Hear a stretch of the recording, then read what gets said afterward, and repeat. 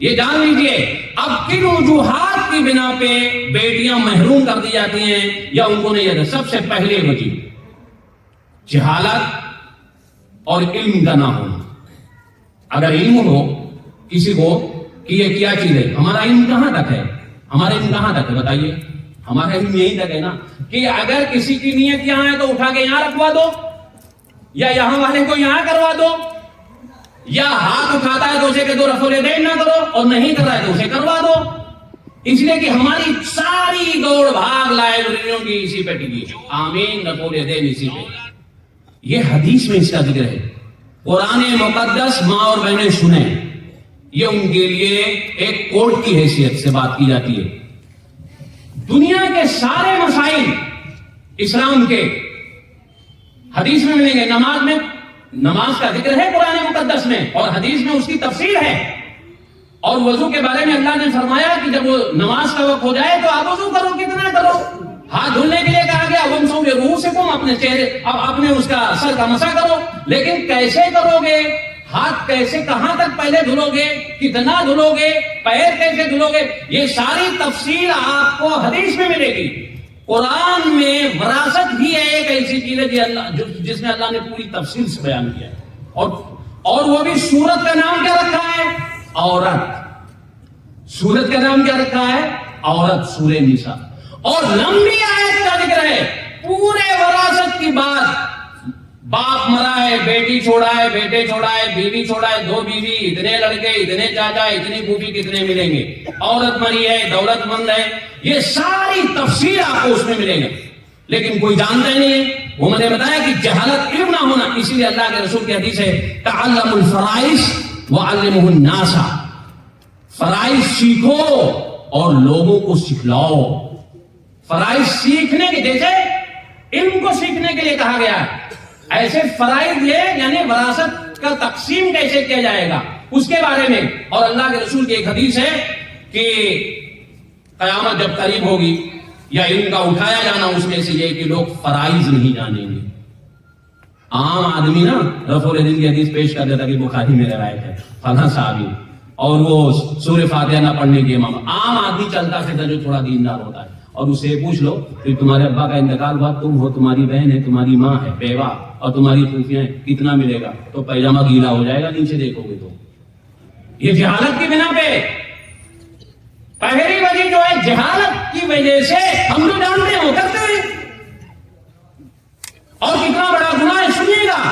اللہ کے رسول نے فرمایا کہ شرک کے بعد سب سے بڑا جو گناہ ہے ابغض الاعمال الی اللہ الاشراک باللہ ثم قطیعۃ الرحم، پھر اس کے بعد رشتے اور ناطے کو توڑ دینا. آپ یہ بتائیے میری بہن ہے اور میں بنگلے میں رہ رہا ہوں، باپ نے چھوڑا ہے، اور میرے بھانجے میری بہن وہ رمضان میں بھی خیرات مانگنے آئیں گے یا کرائے کے مکان میں، اور میں پورا ڈکار کے رکھا ہوں اور رشتے ناطے نبھا رہا ہوں. اور یہی توحید ہے، یہی توحید ہے. اپنے گریبان میں منہ ڈال کے سوچیں جو لوگ ڈکارے بیٹھے ہیں اپنے بھانجوں کا، اپنی بہنوں کا، اپنے بھتیجے یتیموں کا ڈکارے بیٹھے ہیں. ایک آدمی شراب کا کام کرے نا تو اس کے یہاں اگر کھانا کھا لو نا تو کہیں گے مولوی صاحب آج شراب کے کاروبار کے یہاں کھانا کھانے گے. اور کسی چور کے یہاں چلے جاؤ اور کسی کباڑی کے یہاں کھانا کھانے جاؤ تو مولوی صاحب کو دیکھتے رہتے. اور یہ جو وراثت کھو بیٹھے ہیں جی اپنے ڈکارے بیٹھے پراپرٹیاں اپنی بہنوں کا، اپنے بہنوں کا، ان کو کیوں نہیں کہتے ہو؟ انہیں کیوں نہیں کہتے ہو وراثت کو؟ تو نا یہ بھی تو حق مارے بیٹھے ہیں. حق ہے، کسی کا حق ہے، چاہے وہ آپ کا ہو، چاہے میرا ہو، چاہے بہن کا ہو، چاہے بھانجے کا ہو. حق ہے. بیوی کا حق اگر آپ نے مار نہیں دیا تو قیامت کے دن پکڑے جائیں گے. اور آپ نے تو سارے رشتہ داروں کا حق مار کے دبا کے بیٹھے ہوئے. تو علم کے نہ ہونے کی وجہ سے دوسری وجہ یہ ہے اللہ کا خوف نکل جانا. اللہ کا خوف نکل جانا. خوف نہیں ہے، کچھ بھی کرو. اللہ کے رسول کی حدیث ہے یاتی علی الناس زمان لا یبالی المرء اخذ منہ من الحرام ام من الحلال. ایک ایسا زمانہ آئے گا کہ آدمی مال کو اکٹھا کرے گا، وہ یہ پرواہ ہی نہیں کرے گا کہ حلال سے آ رہا ہے یا حرام سے آ رہا ہے. ہمیں پرواہ ہی نہیں نا، اللہ کا خوف نہیں ہے، اللہ کا ڈر نہیں ہے. اور دوسری بات جو حدیث کے اندر بیان کیا گیا کہ اللہ کے رسول نے فرمایا کہ قیامت کے دن اگر آپ نے ایک بالش کسی کی زمین لے لی ہے تو 7 زمینوں کا طوق پہنایا، یعنی اس کا مطلب اتنا بوجھ ڈالا جائے گا آپ برداشت نہیں کر سکتے. پیٹ میں بدہضمی ہو جائے اسے نہیں برداشت کر دو تو 7 زمینوں کا طوق کون برداشت کر سکتا؟ یہ وعید ہے، یہ وعید ہے، یہ اللہ کا خوف نہیں، اس لیے تو یہ باتیں ہمارے ذہن سے نکل جاتی ہیں. اور وعید کے بارے میں پھر فرمایا اللہ رب العالمین نے وہی سورہ نساء میں، ان الذین یاکلون اموال الیتامی ظلما، جو لوگ یتیم کا مال ظلم کے طریقے ظلم کر کے کھاتے ہیں. یتیم، میں مر گیا یا میرا بھائی دنیا سے چلا گیا اور میں نے اپنے بھتیجوں کا مال کھا لیا اور وہ یتیم ہوئے نا. یہ آپ تشریح سنیے گا، آپ کہو گے میں یتیم کا مال کہاں کھاتا ہوں؟ ایسے کتنے ہم میں ہوں گے ایسے بیٹھے ہوئے کہ بھائی چلا جاتا ہتھیار لیتے ہیں، وہ بات ابھی آ رہی ہے. تو ظلم کے طریقے سے کھاتے ہیں. تو پھر اللہ رب العالمین نے آگے فرمایا انما یاکلون فی بطونہم نارا. انما یہ حسب کے لیے، جو لوگ عربی گرامر جانتے ہیں، کہ یقیناً وہ لوگ اپنے پیٹ میں جہنم کا آگ کھا رہے ہیں دنیا میں. یہ دنیا کی زندگی کٹ جائے گی لیکن جو کیے ہو اس کا گناہ ملنا ہی ملنا. یہ جان لو، یہ جان لو. آج ایک سوچ چھوڑو، یہ دنیا گھوم بھر کی زندگی ہے.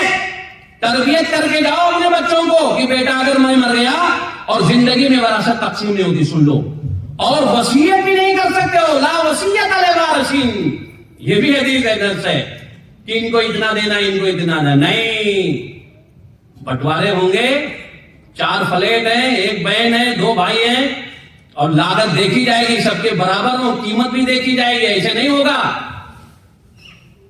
اور میں آپ کو بتاؤں یہ ایک ایسا مسئلہ ہے، یہ بھی ایک ایسا مسئلہ ہے کہ اگر ماں کی پیٹ میں بچہ ہے، مفسرین نے کہا ہے ماں کی پیٹ میں بچہ ہے اگر اور 6 مہینے 4 مہینے کا ہو گیا تو بھی اس کی وراثت دی جائے گی. اگر باپ مر گیا اور ماں کو جنم دینے میں 2-3 مہینے باقی ہیں تو اس کے وراثت اس کے حصے کو روک کے رکھا جائے گا. اب بچہ ہوگا یا بچی ہوگی تو سوال پیدا ہو سکتا ہے، تو اس حساب سے روک کے رکھ. بچی ہوئی تو اس حساب سے ہوگا، بچہ ہوگا تو جو وارثین میں بٹے ان میں سے لے لیا جائے گا.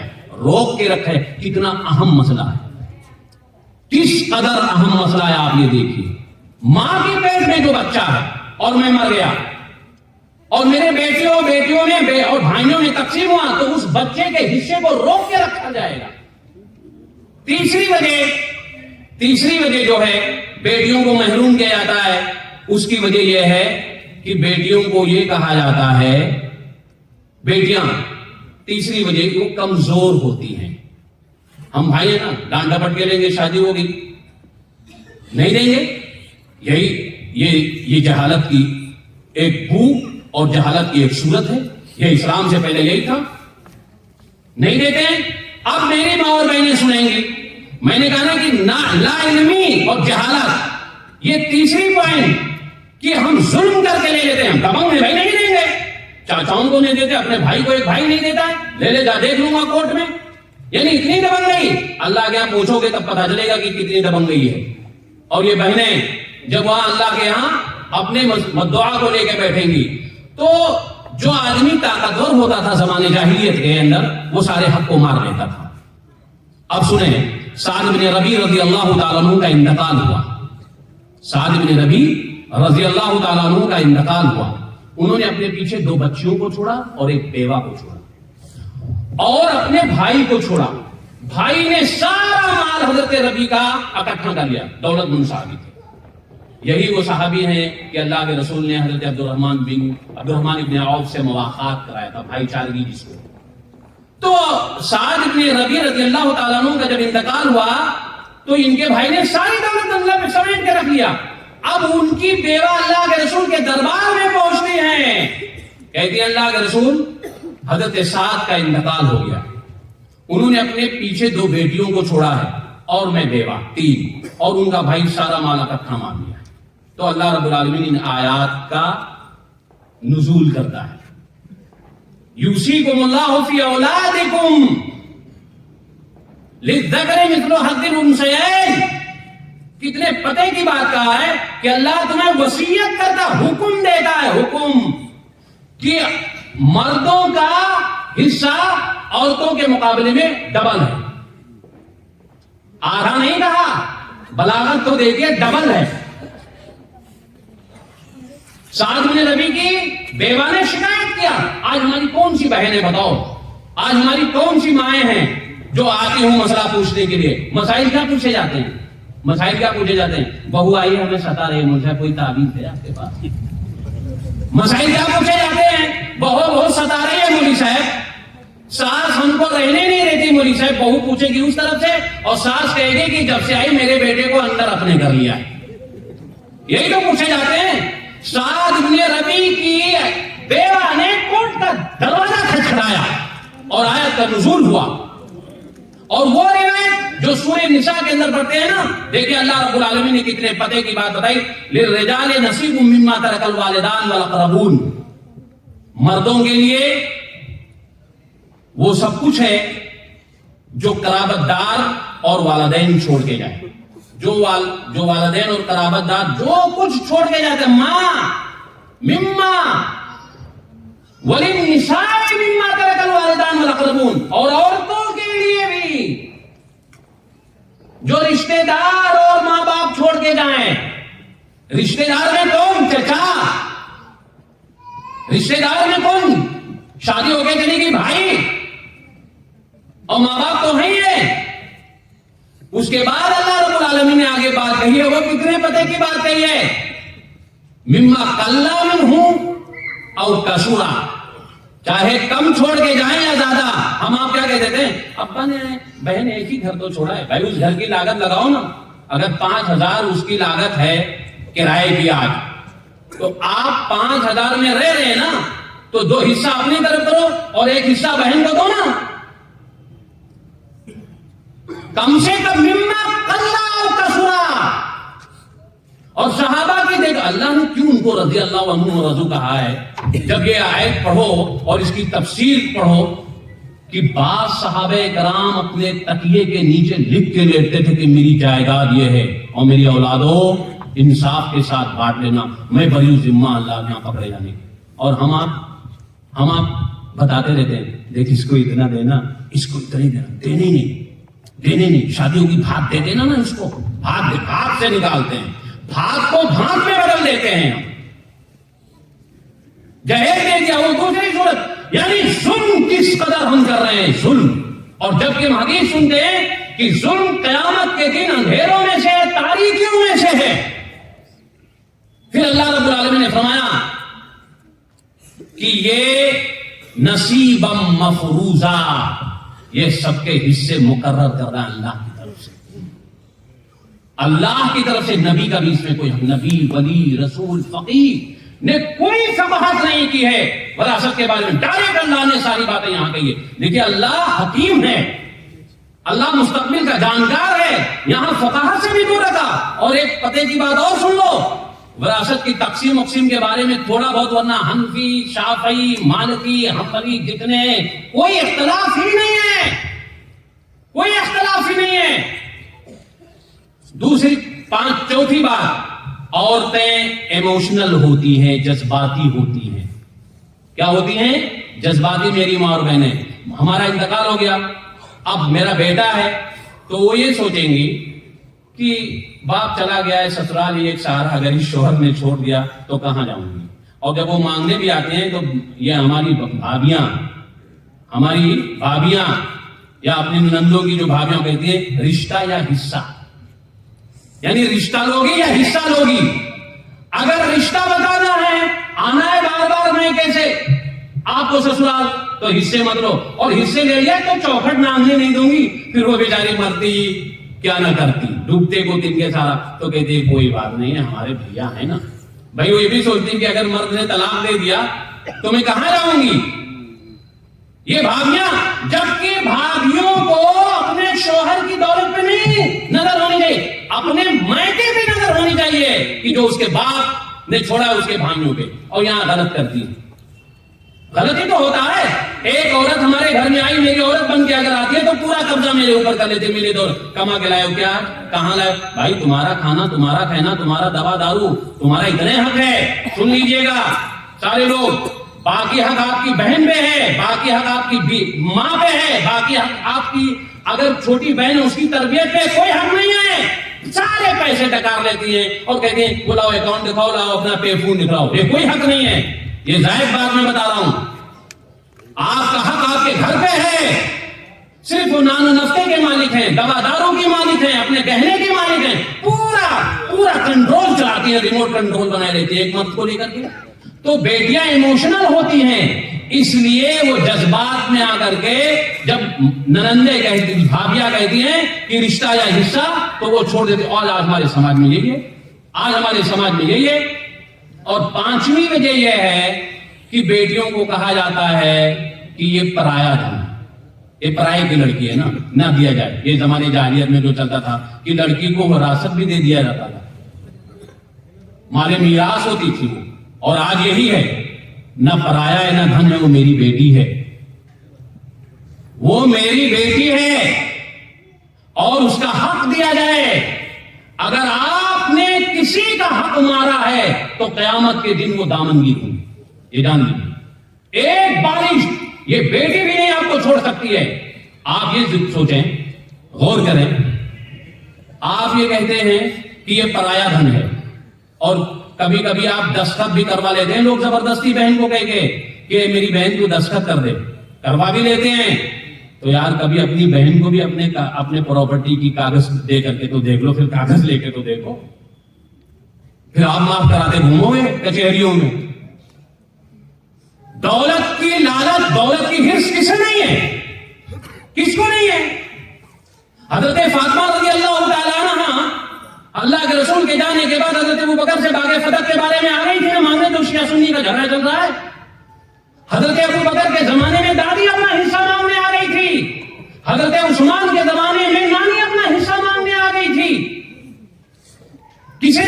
چونکہ ہماری ماں بہنیں جانتی نہیں ہے, اور جہالت کی. اس لیے آپ یہ دیکھو کہ کتنے لوگ کتنے پلاٹوں کے اور کتنے جائیداد کے مالک ہوتے ہیں. وہ بات جو میں نے شروع میں کہہ دیا تھا. اور بھانجوں کو رمضان میں زکات نکالیں گے تو کہیں گے کہ مولوی صاحب یہ بتائیے, میں آپ کے پاس تنہائی میں آیا ہوں اور کسی سے کہنا نہیں, اور ہم ہیں, آپ ہیں, اور تیسرا میرا اللہ ہے, میری بہن ہے, اگر زکات کہہ کے دوں گا نا تو وہ نہیں لیں گے, کیا اس کو میں ایسے دے دوں؟ یعنی پھسلاتے کتنا ہے مولویوں کو, یہ پھسلاتے کیسے دیکھو تنہائی میں آ کے. یعنی بھانجے اور بہن کا مال اور اسی سے زکات. واہ واہ جناب واہ. یہ رمضان میں پوچھنے آئیں گے, اور جو دولت مند ہوتے ہیں نا تو کہتے ہیں نا میرا نواسا اور میری بیٹی ہے, تو کیا اسے زکات دے سکتے ہیں؟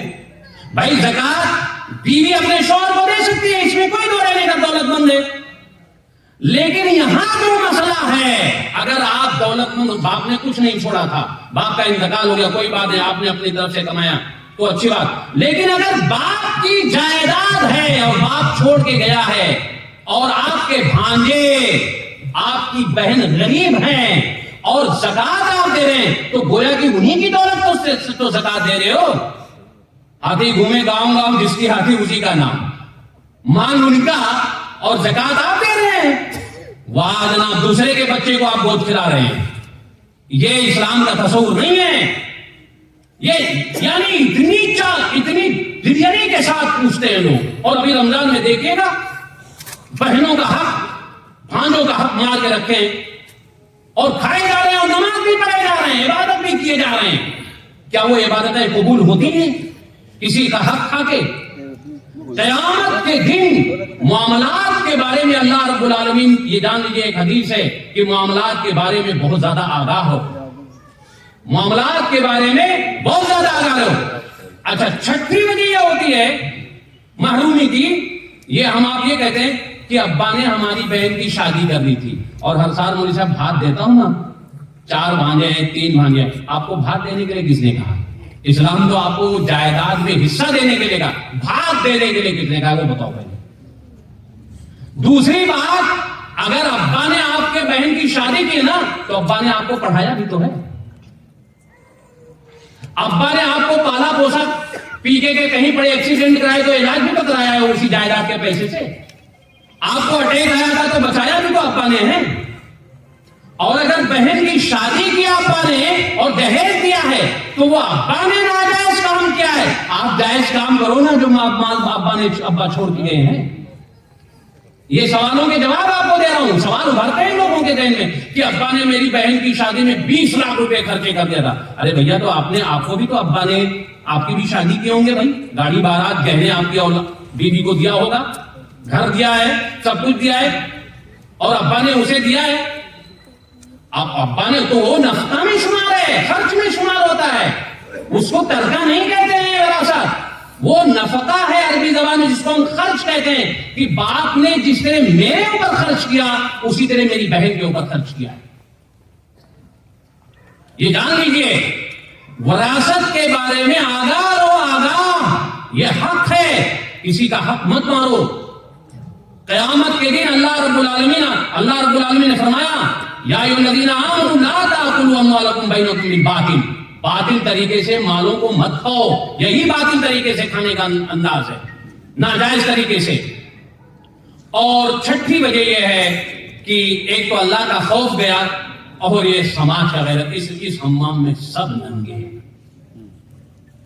اس حمام میں سب، رمضان آئے گا نا تو جسے روزہ نہیں رکھنا ہوگا نا وہ بہت دور کھانا کھانے جائے گا، جھنجھنوں کے کسی کونے والے ہوٹل میں۔ کیوں؟ سماج کی غیرت ہے، عورت بھی نہیں بنائے گی، اور وہ کہیں عورتیں ہوتی ہیں، عورتیں ان کے دل میں ہوتے نہیں کوئی بات، وہ رکتی نہیں، وہ تو کہہ دیتے میں پڑوسن سے کہہ دوں گی، تمہاری بہن سے کہہ دوں گا، تمہارے لڑکوں سے کہہ دوں گا، تو وہ چپ چاپ اٹھتا ہے، بہت دور جا کے کھائے گا۔ سماج کی غیرت ہے اسے، سماجی غیرت۔ یہاں سماجی غیرت بھی جا چکی ہے، اتنی کوئی دیتے نہیں ہے، سب ننگے حمام میں، تو کون کس کو کہے گا؟ بھائی میں بوڑھا ہو گیا ہوں نا، اور میرے بغل کا ایک حاجی صاحب نماز پڑھنے جاتا ہے، تو لڑکے میرے کہتے ہیں نا کہ حاجی صاحب نماز پڑھنے جاتے ہیں، ابا آپ دن بھر پڑھے رہتے ہو گھر میں، کم سے کم مسجد تو چلے جاؤ، غیرت دلاتا ہے۔ لیکن یہاں کون غیرت کس کو دلائے گا؟ ہر شام پہ الو بیٹھا ہے، انجام گلستان کیا ہوگا جب کوئی کسی کو نہیں دیتا ہے؟ بھائی رمضان میں نماز نہ پڑھے 2-3 دن جاؤ نا تو لوگ کہیں گے بیٹھے رہتے ہیں، نماز نہیں پڑھتے، تو غیرت آتی ہے۔ اذان ہوتے ہوئے لوگ جب نکلتے ہیں تو وہاں سے اٹھ جاتا ہے، کہیں چھپ جاتا ہے۔ لیکن جب ہمارے سماج میں اپنی بہن بیٹیوں کو، کوئی اپنے بھتیجوں کو، نوازوں کو کوئی دیتے نہیں ہے حصہ، تو کون کسے غیرت دلائے گا؟ یہ سماجی غیرت بھی مر چکی ہے۔ اسی لیے اللہ رب العالمین نے فرمایا ہے اس تعلق سے یہودیوں کا انداز، افتؤمنون ببعض الکتاب وتکفرون ببعض الکتاب، بعض باتیں تو مان لیتے ہو، 8 رکعت 20 رکعت میں لڑ لیتے ہو، جو کہ نوافل کا میٹر ہے۔ رفع الیدین، یہ فقہ کے اصولی مسائل ان میں سے، فقہ کے مشہور فقہی مسائل میں سے ہے، ہم اس کا انکار نہیں کرتے ہیں، لیکن یہ تو نص قطعی ہے کہ اپنی بہن کا، اپنے بھانجوں کا، اپنے بھتیجوں کا مال ڈکا کے روزہ بھی کر رہے ہو، روزہ بھی کھلوا رہے ہو، افطار پارٹی بھی کروا رہے ہو، اور نماز بھی پڑھ رہے ہو، یہ بھی کروا رہے ہو۔ تو قرآن نے یہودیوں کے بارے میں یہ کہا تھا، افتؤمنون ببعض الکتاب وتکفرون ببعض، کتاب کی بعض باتیں تو مان لیتے ہو اور بعض باتوں کا یوں انکار کر دیتے ہو، اپنے من کی آتی ہے آنے دو اور من میں نہ آئے اسے جانے دو۔ یہ اسلامی اصول ہیں، اور اسلام نے کہا ہے کہ اسلام نے اسی بنا پہ کہا ہے کہ مال گردش کرتا رہے، انصاف کے ساتھ رہو، انصاف کے دامن کو پکڑے رہو، کسی کا حق نہ کھاؤ، کسی کا حق دباؤ نہیں، ظلم کرو نہیں۔ آخری حج میں اللہ کے رسول نے فرمایا تھا کہ میں تمہیں جن چیزوں کے بارے میں کئی چیزیں کہتا ہوں، اس میں سے یہ بتا تھا کہ عورتوں کے بارے میں آگاہ رہنا، عورتوں کے بارے میں تمہیں خبردار کرتا ہوں، یہ صنف نازک ہیں، ایک بیچاری کہاں جائے گی؟ آج ہم آخری بات، ہماری ماں اور بہنیں یہ تو کہتی ہیں اپنی بیٹی، اپنی بہو سے کہ جہیز نہیں لائیے، ارے بھائی جہیز لائیے، وہ اس کا حق ہے، فریج کولر ٹی وی اس کے باپ نے اس کو دیا ہے، آپ اپنے ابا سے اپنا حق مانگو نا، آپ اپنے ابا سے اپنا حق مانگو، آپ اپنے بھائی سے اپنا حق مانگو۔ الٹا ہماری ماں اور بہنیں کہتی ہیں، بہو سے کہیں گے یہ نہیں لائی ہے، وہ نہیں لائی ہے، یہ لانا چاہیے، یہ ہونا چاہیے. ارے بھائی تم جا کر کے اپنے ابا سے کہو کہ ابا میں بھی تمہاری بیٹی ہوں، ڈبل ڈور تمہارے گھر میں ہے، میرے بھائی کے پاس. میرے بھائی کا مکان دیکھو، میرے بھائی کا رہن سہن دیکھو، اس کی گاڑی دیکھو، مجھے بھی چاہیے. یہ ہماری ماں اور بہنوں کو کہنا چاہیے. اور مسلمانوں، اگر کسی کا حق آپ کھا کے جاتے ہیں تو آپ کبھی بھی یہ امید مت رکھنا کہ قیامت کے دن آپ چھوٹ جاؤ گے. یہ ہماری ماں اور بہنیں، یہ ہمارے بھانجے، ہمارے بھتیجے، اگر میں نے ان کا حق کھایا ہے تو قیامت کے دن اللہ نیکیوں کا ٹرانسفر کرے گا. ان کا اگر گناہ ہے مجھے دے گا اور میری ساری نیکیاں لے لے گا. اس لیے وہ حدیث آخر میں بیان کرتے ہوئے رخصت ہو جائے، اللہ کے رسول نے فرمایا کہ آدمی قیامت کے دن سب کچھ لے کے آ گیا. یاتی بے صلاۃ و بے حج و بے صوم و بے زکات، سب کچھ لے کے آئے گا. لیکن قد شتما ہادا، قد اکلا مالا ہادا، قد قذفا ہادا، کسی کا مال کھایا ہوگا، کسی کا ناجائز دبایا ہوگا، کسی کو گالی دیا ہوگا، کسی پہ تہمت لگایا ہوگا، سب اس کی نیکیاں لے لے اور وہ کنگال ہو جائے گا. سارے لوگ پہنچیں گے. کاش ایسا اللہ رب العالمین ہمیں نہ کرے، اور ہم اگر ایسوں میں سے ہو اور ہم پہنچے، ہمارے پاس نماز روزہ سب کچھ ہو، بھانجے الگ میرا دامن نوچ رہے ہو، بھتیجے الگ نوچ رہے ہو، بہن الگ نوچ رہی ہو، تو پھر میرا عالم کیا ہو؟ جہاں نفسی نفسی کا عالم ہو، انسان اپنے گناہوں کے نیچے دبا ہو اور بھاگ رہا ہو، اور پھر کوئی آدمی دستے گریباں ہو، کہتے نہیں چوٹ لگا ہو اور اس چوٹ پہ کوئی اور پھر مار دے تو کیسا لگتا ہے؟ یا نمک ڈال دے یا زہر ڈال دے. وہاں سب پریشان ہوں گے، اور پھر آدمی اپنا حق مانگنے کے لیے آ جائے کوشاں کوشاں کہ یہی آدمی میرا حق نہیں دیا تھا، تو پھر کیا عالم ہوگا. اس لیے بوند بھر زندگی لوگوں کا جو حق ہے وہ حق دے کے جاؤ. اور جو لوگ مرنے والے ہیں اپنے بچوں کی تربیت کرنے کے لیے کہ بیٹا تم اگر بیٹے ہو تو میری بیٹیاں بھی ان کو بھی حق دے دے، یہ بتا کے اٹھو. ورنہ سر وہ کہتے ہیں کہ جو سر بسجدہ ہوا تو زمین سے آنے لگی یہ صدا تیرا دل ہے صنم معاشنا، تجھے کیا ملے گی نماز میں. کبھی ایسا نہ ہو. آپ اللہ کی عبادت میں اگر کوتا ہیں، وہ بہت غفور الرحیم ہے، یہ اتنا غفور الرحیم ہے کہ ہم آپ تصور نہیں کر سکتے ہیں. لیکن اگر آپ کسی کے حق کے بارے میں کوتا ہیں، اللہ کبھی نہیں معاف کرے گا. اور اب رمضان آئے گا نا، ہول سیل توبہ کرتے ہیں، اللہ میرے گناہوں کو معاف کرتے ہیں. کون کون سا گناہ گناہوں تو صحابہ گناتے تھے، روتے ہیں نا لوگ، یا میرے مولا میرے گناہ کو معاف کر دے. کون سا گناہ؟ آج ذکر کرو. گناہ کون سا ہے بھائی؟ بھائی گناہ کون سا ہو تو ذکر کرو گے؟ بھائی کسی کو ناجائز دیکھ لیا تو یہ صغیرہ گناہ، کسی کو گالی دیا کبیرہ گناہ. اللہ سے بھی معافی مانگے، اسے کہتے بھیا گالی دیا تھا معاف کر دے، معاف کر دے گا. لیکن کسی کا لیے ہو اور اس سے کہو کہ لیا ہوں میں کسی کا اور مار کے رکھا ہوں، اور میں اللہ سے کہوں کہ میرے مولا میں نے فلاں بندے کا فلاں حصہ مار رکھا ہوں، معاف کر دے، اللہ معاف کرے گا؟ اللہ یہ کہے گا یہ وقت ضائع کر رہا ہے بے وقوف بیٹھ کے، میرے کام ہے نہیں، وہ میرے پاس آیا. یعنی جج کے پاس فیصلہ لینے کے بعد کے بجائے میں وکیل کے پاس گیا. بھائی فیصلہ مانگ، میرا کون کرے گا؟ یا میرے گناہوں کا جس کا میں نے مارا وہ کرے گا نا. اللہ کا کوئی حق نہیں ہے یہاں. اور ہم اللہ سے ہول سیل گناہوں کی معافی مانگتے کہ میرے مولا میرے گناہوں کو معاف کر دے. ارے بھیا گناہ تو گناؤ ماں اللہ سے، خود شرمندہ ہو جاؤ گے، یہ ہاتھ نیچے آ جائیں گے کہ میرے مولا میں یہ گناہ کیا ہوں، یہ گناہ کیا ہوں، یہ گناہ کیا ہوں، بھائی کا حق مارا ہوں، بندوں کا حق مارا ہوں، معاف کر دو. دیکھو اللہ معاف کرتا ہے. اب اللہ تو آپ سے کہنے نہیں آئے گا معاف نہیں کیا، بلکہ اللہ نے قرآن و حدیث میں کہا کہ یہ بندوں کا ہے، بندوں سے معاف کرو. بندوں کا حق ہے، بندوں سے معاف کرو. میرا حق جو ہے، آپ نماز روزہ نہیں کیے ہیں، آج میں نے توفیق دیا، یا آپ خواب غفلت سے بیدار ہوئے ہیں، آپ یہ دعا کریں کہ اللہ ماضی بھول جا میرے مولا، تو بڑا غفور الرحیم ہے.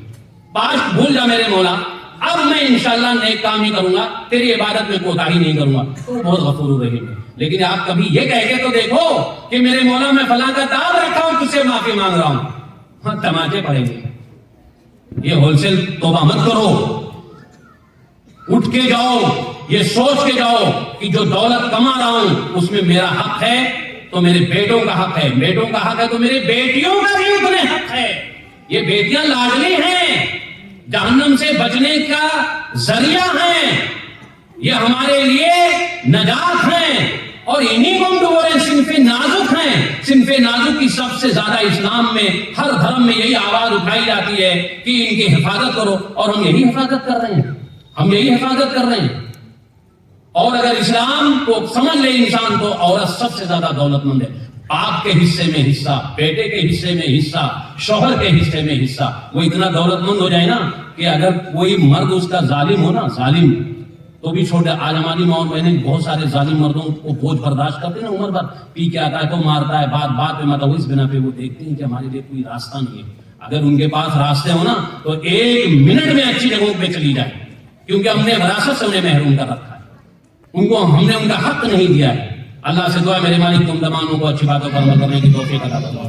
جب تک دنیا میں زندہ رکھ ایمان پہ زندہ رکھ، ایمان اسلام پہ زندہ رکھ۔ جب ہمارا خاتمہ ہو تو ایمان پہ ہو، اسلام پہ ہو، اور ہماری زبان پر کلمہ شہادت ہو۔ آخر دعوانا ان الحمدللہ رب العالمین۔ پھر ایک بار پھر میں آپ لوگوں کا تہ دل سے شکر گزار ہوں جو آپ لوگوں نے اس گنہگار کو دعوت دی، اور یہ گنہگار اللہ کی توفیق سے یہاں حاضر ہوا۔ اور میں اس جماعت اور جمعیت کو ہمیشہ یہ دعا دیتا ہوں کہ یہ اچھے پروگرام کراتے رہیں، گاہے بگاہے ایسی مجلسیں منعقد کرتے رہیں جس سے لوگوں کی اصلاح ہو۔ شاید کسی دل میں بات اتر جائے، احباب دل جمع ہیں، کس کے دل میں بات اتر جائے، اللہ کسے توفیق دے دے، کس کے پاس موقع ہے اس دوڑ بھاگ کی زندگی میں کہ اچھی باتیں سنیں یا اچھی باتوں پر فکر کرے۔ غور فکر آدمی اپنے بارے میں نہیں کر پاتا ہے تو دوسروں کے بارے میں کیا کرے گا؟ تو اللہ سے اس دعائیہ کلمات کے ساتھ کہ اللہ سننے سے زیادہ عمل کرنے کی توفیق عطا فرمائے۔ وآخر دعوانا الحمدللہ رب العالمین۔